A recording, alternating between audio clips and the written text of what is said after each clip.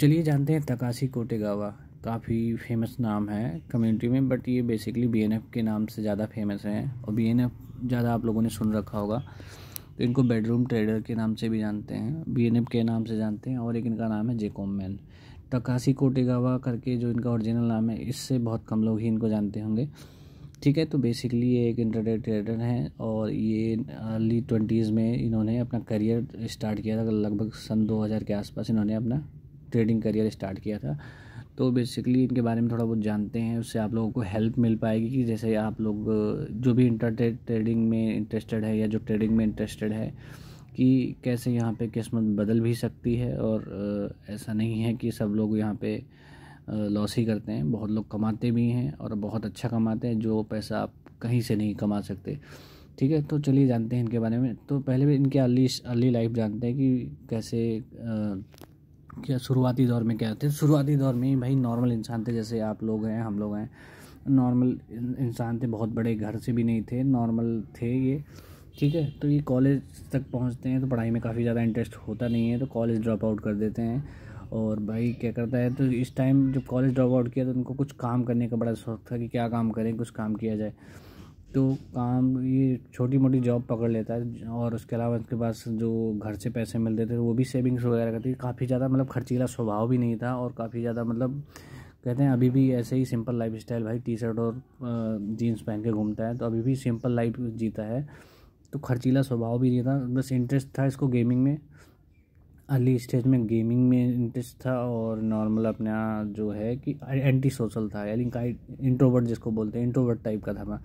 तो क्या करता था, गेमिंग वगैरह ज़्यादा करता था, और नॉर्मल ऐसे टीवी वगैरह देखना और नॉर्मल लाइफ स्टाइल रहना, ये सब ऐसा ही इंसान था ये।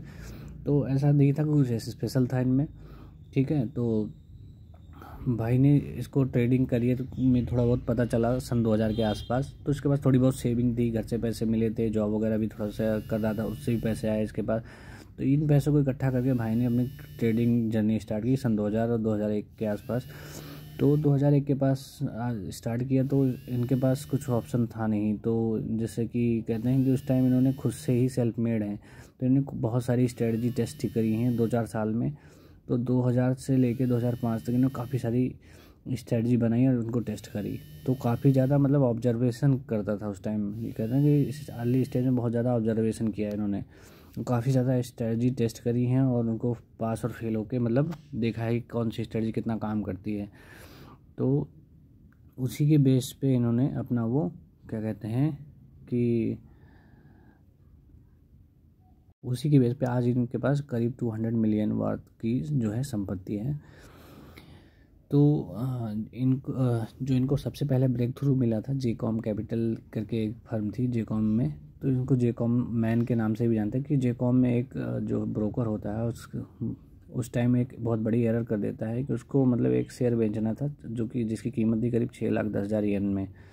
तो 6,10,000 येन के शेयर को उसने क्या किया, $1 में बेच दिया। मतलब कि एक शेयर बेचना था 6,10,000 की कीमत पे, तो उसको क्या कर दिया उसने 6,10,000 शेयर बेच दिए करीब $1 के उसमें। तो ये चीज़ जो है, ये मौका सबसे ज़्यादा अगर कुछ लोगों ने इसको ग्रैब किया, और ये अपॉर्चुनिटी ग्रैब हुई हमारे बीएनएफ ट्रेडर को भी। तो इनको भी ये अपॉर्चुनिटी मिलती है, और ये कुछ हज़ार शेयर उसके बाई कर लेते हैं, और इनको ये पता चल जाता है कि ये ब्रोकर की बहुत बड़ी एरर है। तो इस एरर से इनको मतलब बहुत ज़्यादा फ़ायदा होता है, बहुत ज़्यादा। मतलब करीब इन्होंने 17 मिलियन डॉलर इससे US$ बनाए थे।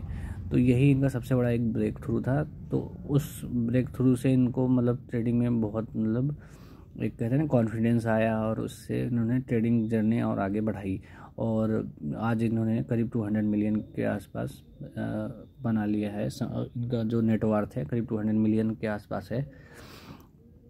तो उसके अलावा इन्होंने मतलब ऐसा नहीं है कि लॉस नहीं किया। तो 2008 के आसपास जो यही इनकी स्ट्रेटजी थी, जो कहते हैं इस स्ट्रेटजी ने इनको लॉस भी काफ़ी करा दिया। तो चलिए इनकी स्ट्रेटजी के बारे में जानते हैं। स्ट्रेटजी बेसिकली इनकी ये थी कि ये RSI, बॉलिंजर बैंड, और कहते हैं कि जो मूविंग एवरेज होता है, मूविंग एवरेज, इन सबको मिक्स करके इन्होंने एक स्ट्रेटजी बनाई हुई थी। तो बेसिकली RSI और मूविंग एवरेज वाली स्ट्रेटजी ज़्यादा यूज करते थे। उनका कहना था कि जैसे कि इनका कहना क्या, एक्चुअल में भी मूविंग एवरेज का आपने कभी नोटिस किया होगा अगर यूज करते होंगे जो लोग, कि मूविंग एवरेज का एक रूल होता है कि जब भी प्राइस मूविंग एवरेज के पास आता है या उससे दूर जाता है तो ये फ्लक्चुएट करेगा, मतलब जब मूविंग एवरेज से दूर होगा तो मूविंग एवरेज के पास भी प्राइस आएगा। तो इन्होंने क्या किया कि 25 डेज़ का मूविंग एवरेज यूज़ करते थे। जब देखते थे कि प्राइस मूविंग एवरेज से 20% गिर जाता है तब ये क्या करते थे, उसको बाय करना स्टार्ट करते थे। इनको पता था कि ये बाउंस बैक यहाँ से करेगा। तो इन्होंने ये स्ट्रेटजी काफ़ी पहले भी टेस्ट करी हुई थी, तो उसमें इन्होंने कारगर दिखी, तो उनको ये स्ट्रेटजी यूज़ करके इन्होंने और काफ़ी सारे पैसे बनाए। 2008 तक इन्होंने खूब अच्छे पैसे बनाए। तो 2008 के बाद आता है तो ये स्ट्रेटजी इनकी काफ़ी काम नहीं आती और काफ़ी ज़्यादा मतलब हैवी लॉस करते हैं ये। तो इन्होंने काफ़ी ज़्यादा गंवाए भी हैं, मतलब मिलियंस में लॉस भी करे हैं इन्होंने। अब ट्रेडिंग का तो आपको पता है कि नेचर है, अगर प्रॉफिट होगा तो लॉस भी होगा, लेकिन हमारे यहाँ पे तो ऐसा देखा नहीं जाता। इनको मतलब जो ट्रेडर्स हैं या जो भी लोग सोचते हैं जिनको कुछ पता नहीं है, जिन्होंने खुद सेल्फ एक्सपीरियंस नहीं किया है, तो वो या फिर इस चीज़ को एक्सेप्ट नहीं कर पाते। लॉस को तो कोई एक्सेप्ट ही नहीं कर पाता। हमारे यहाँ सबसे बड़ी प्रॉब्लम हम लोगों के साथ यही है कि लॉस नहीं एक्सेप्ट कर पाते। लेकिन इस भाई का भी कहना था, इन्होंने इंटरव्यू भी दिया था, इन्होंने ये भी कहा था कि मैं ज़्यादा मतलब PNL वगैरह देखना या अपना अकाउंट वगैरह बार ताका झांकी करना ये सब पसंद नहीं करता, क्योंकि इससे इंटरफेयर होता है कि अपनी जो डेली ट्रेडिंग में। इसको बस भाई का फोकस था कि भाई पैसे कैसे बनाने हैं, पैसे कहाँ से बन सकते हैं, बस इसको एक ही फोकस था। तो इस चीज़ ने भी काफ़ी हेल्प की इसकी कि भाई साइकोलॉजी इससे मजबूत होती रहती है। ठीक है, बार बार अपने बारे में नेगेटिव करना, बोलना, सुनना या नेगेटिव चीज़ों के देखना, उससे उसका इम्पैक्ट सीधे सीधे आपकी साइकोलॉजी पे पड़ता है। तो इस बात से मैं टोटली एग्री करता हूँ। ठीक है, तो करंट में भाई साहब ने क्या किया है, करंट में इन्होंने कुछ हैवी जो एक्सपेंस किए हैं, जैसे कि इन्होंने 9 बिलियन के आसपास एक अपने पास ऑफिस स्पेस लिया है। ठीक है, कुछ महंगी गाड़ियाँ भी ली हैं अपने पेरेंट्स वगैरह के लिए, और इन्होंने कुछ गेमिंग्स वगैरह पे भी खर्चा किया है। अभी तक कहते हैं कि ये नॉर्मल स्टाइल, इतना सब कुछ होने के बाद भी ये भाई साहब नॉर्मल स्टाइल में रहते थे और अभी तक नॉर्मल स्टाइल में ही जी रहे थे, तो अभी भी जी रहे हैं। ऐसा नहीं है कि मतलब बहुत फैंसी का शौक़ हो गया, अब थोड़ा बहुत इन्होंने खर्चा करना, क्योंकि उनके पास बहुत ज़्यादा मतलब पैसे हो गए, तो इसलिए इन्होंने सोचा कि थोड़ा बहुत खर्च भी कर लेते हैं, और अच्छी चीज़ भी है।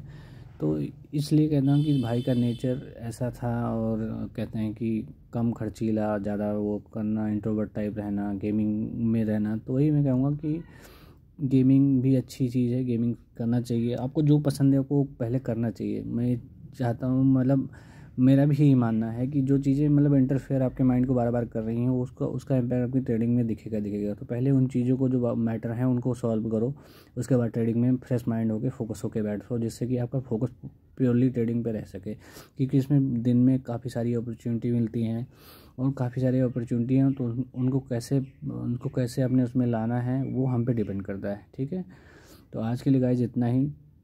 तब चैनल को लाइक और सब्सक्राइब करना बिल्कुल मत भूलिए। तब मिलते हैं नेक्स्ट